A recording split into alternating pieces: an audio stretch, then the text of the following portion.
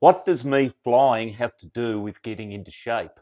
I'm absolutely terrified of heights. So naturally at 57, I bought a paramotor and learned how to fly.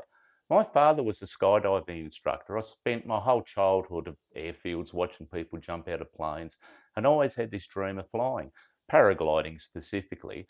But two things stopped me, the cost and the fact that heights make me shit my pants.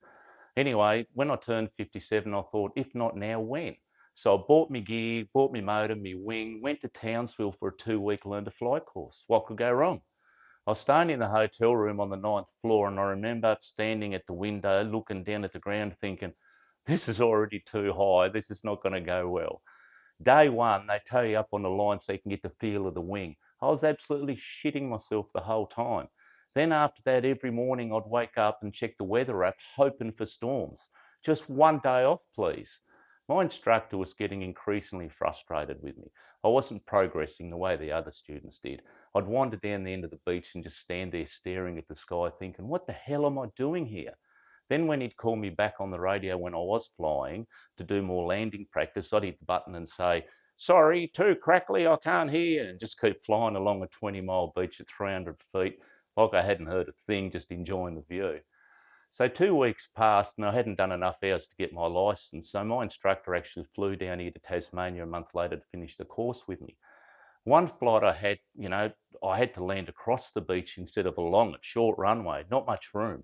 I circled for 10 minutes in the turbulence, working up enough courage to land. Then I eventually had to go for it. The marks I left in the sand from my landing was something else. I had to take a photo of them. Then I went to the car park to brush off the sand off my jeans and realised I had no knees left in my jeans.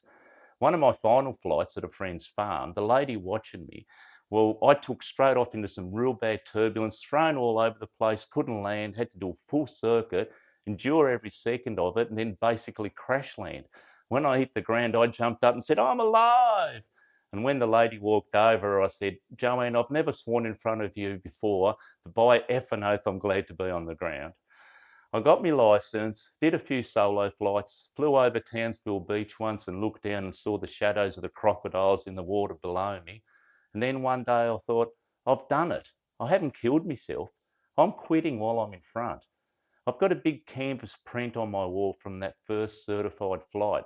Every time I look at it, I think, how the hell did I ever do that?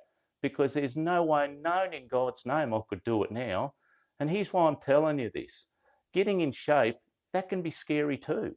Starting over at 50 or 60 is scary. Looking in the mirror and decide something has to change, that's bloody scary.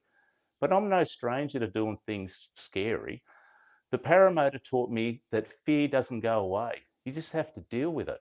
If I go, get up 2,000 feet on a flimsy tablecloth and be terrified every second, you can start your reset. Do it scared. The canvas proves it's worth doing.